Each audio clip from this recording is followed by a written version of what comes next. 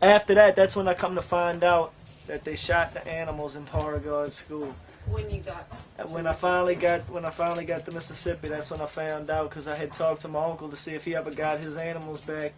That's when he's like, "Oh, you never heard?" I said, "Heard what?" He's like, "Man, they shot all them dogs in Beauregard." I said, "What?"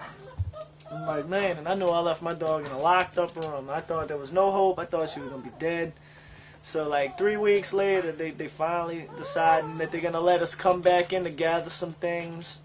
So we come back down here. We have some pictures actually when you came back down that day and you sat on the windowsill and people took some pictures and you were in the boat and you saw all the shot dogs. The dogs were all still there. They were still there.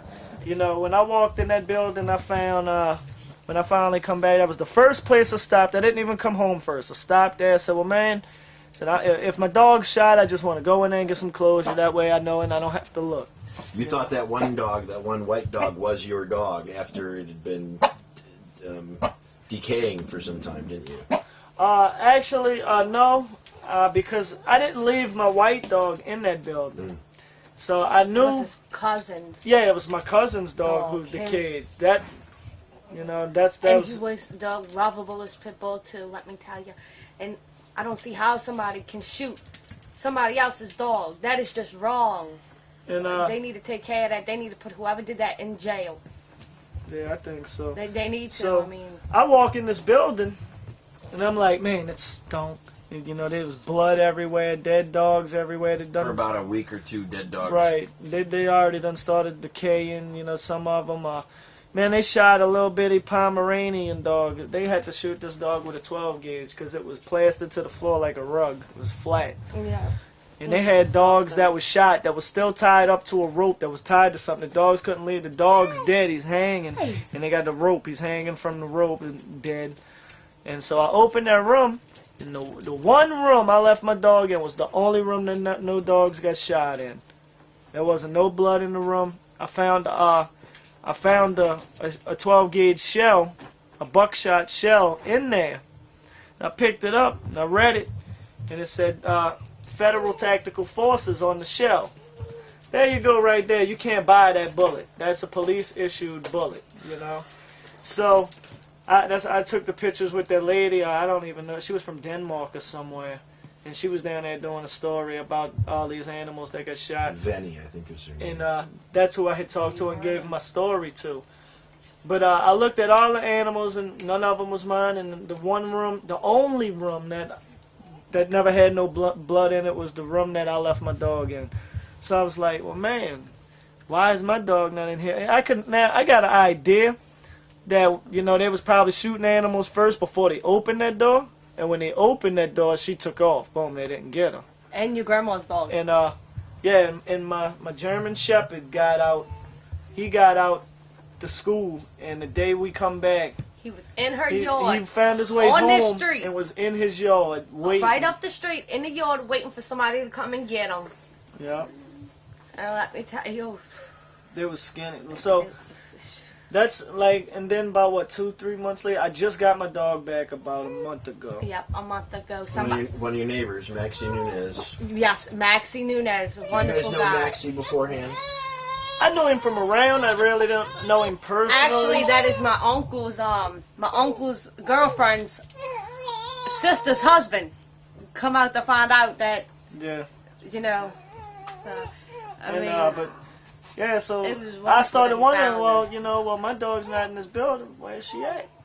She's not dead. And as far as I know, she's not dead in this building, you know. And so that's when I started looking on the internet, but I never did find her. And well, actually, it took me a while to get to an internet because, you know, being that we lost everything. But when I finally did get to an internet, I still didn't see it. And now I look on the internet and they had all kind of stories posted up about me after the lady done put my story down. And then that's when I started getting phone calls. And then this lady called me from Houston, Texas, talking about, can you describe your dog? And I gave the description, but she still wasn't going to give it back to me. She was like, I left my dog with her leash still attached to her when I put it in that room. And that's how they confirmed my dog was through the leash. She said, what color collar? And we told her a red, thick collar. I said, and I said she had her rabies tags on her. Yep. She said, yeah. She said, well, what color was the leash? And I said red at first. Right. She's like, no, it ain't your dog. She said, and I started to think about it. She it's said, like, thank man, because I had swapped leashes. That was my male's leash. Them. He said it was the green one. She said, yes. She said, it is your dog. Yeah, because I forgot. Because I usually keep a matching collar, matching leash. But I forgot that day when I brought it to the school, I ended up putting her on my male's leash and brought it to the school. And that's how I got... If I wouldn't have remembered that I put him on Kane's leash, probably would have never got her back. So, you know, it was rough. It's still rough now. Just trying to wait on FEMA now, you know. And trying to get my other dog back, actually. He's in Cincinnati, Ohio. Yeah. His name is Novocaine. He's at... Yes, he is at the Animal Hospital in Malecon Square. And Cincinnati, Ohio. And he was with best friends, and this lady Kim adopted him. Kim who? She has never gave me her last name. She never.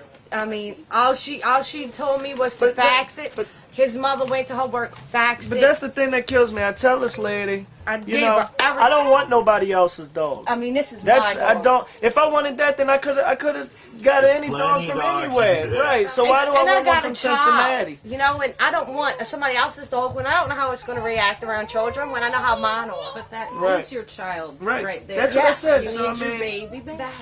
Well, that's what I tried to tell her. I said, man, look. I said, it's like if you see your kid on the internet. You know that's your kid, right? I said, yeah. She's like, but, well, you need proof. But basically, she don't want to give the dog back. And when I seen it on the internet, when I seen it, I was like, that's dead. I said, that's him. I know my dog. I said, that's him. And I got his picture right there. Everything matches up. The spot on the butt, the facial features. It's him. I mean, I could look at him and know it's him. I mean, that is him. There's no doubt about that. I mean, it's... What about the rumors that people had heard that, some of the people were going to, that the cops said were going to shoot them? Supposedly there was some discussion. You're in light. I've got 15 minutes. Yeah. But there was some discussion. I mean, who do you think did this? I mean, it's one thing to find the shells, but there seems to have been some discussion that somebody heard this, somebody heard that.